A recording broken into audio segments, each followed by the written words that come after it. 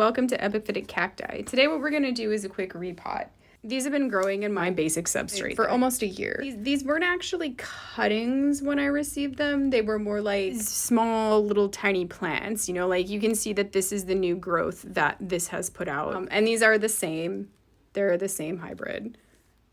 You can see here, this plant was actually a little bit bigger. Definitely a faster growing hybrid. Let's pull these out and take a look at their roots. One of the most fascinating things is actually seeing Epiphyllum roots. You see this like out of control, top heavy kind of plant, and I love Epiphyllum plants. I mean, like, just without the flower, I would have this plant in my house because the thing that really pulled me to them was just how completely different and unique this plant was. And it's a wild, crazy looking thing. Just gonna pull this out. I'm definitely not gonna, I'm gonna try not to disturb the roots as much as humanly possible here. So I'm just gonna try to pop this out. Let me see if I can zoom in here into these roots. You can see these nice roots growing here. I had just watered this.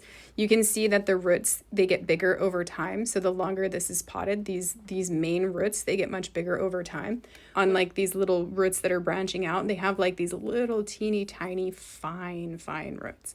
And the little teeny tiny fine roots, they're the ones that you want to be very, very careful about damaging, because those little tiny fine roots, those are the feeder roots. Those are the roots that actually pull up the nutrients, and those are the first roots that die when you overwater a plant.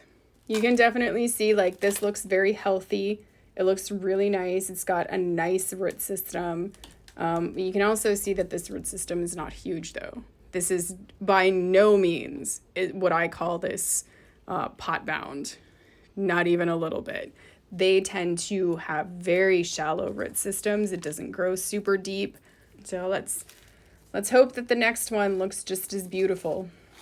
And just, you know, very gently kind of push it out here. Because they don't have much roots, you definitely don't want to damage the roots when you repot them. You don't want to be really rough with these. Their root system is so delicate.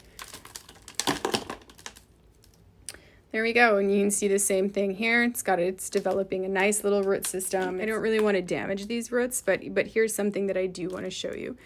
If you ever pull these out and you suspect, like, let's say that all of a sudden your branches start shriveling up and it just looks really dehydrated. When a plant blooms, that is a normal occurrence because of the amount of water that the plant needs to use to produce that bloom. It uses an incredible amount of water, so the stems after blooming will look dehydrated.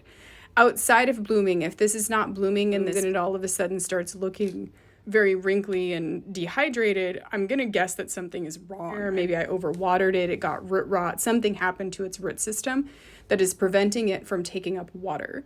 In that case, I might pull it out and give the roots a quick over. Here's something that will happen if that is the case. You can see that there are some like little roots dangling down here. If I go like this and I just give them like a light little pull like that, if this is root rot, they will just disintegrate. These will just completely disintegrate. I won't even barely have to pull on them for them to just completely fall off. This just going into a 6-inch nursery pot. I'm gonna put a little layer at the bottom, my standard substrate, nothing super fancy. Give it something to sit on. There we go. I'm gonna put this guy here, let him be beautiful and dangle over the pot that way. And then I'm gonna work to like try to squeeze this guy into the other side.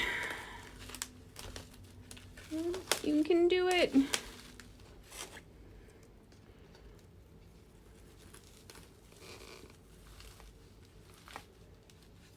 There we go. I have a beautiful plant, and what I'll do now is I'll just fill in the sides. You can see that I did that very quickly. I didn't pull the roots apart. Like, fill this in, fill it in. I'm not trying to compact this down or anything like that. I'm just pretty much filling it in. I don't want to push this down, get it, you know, make it so that it's all compacted. And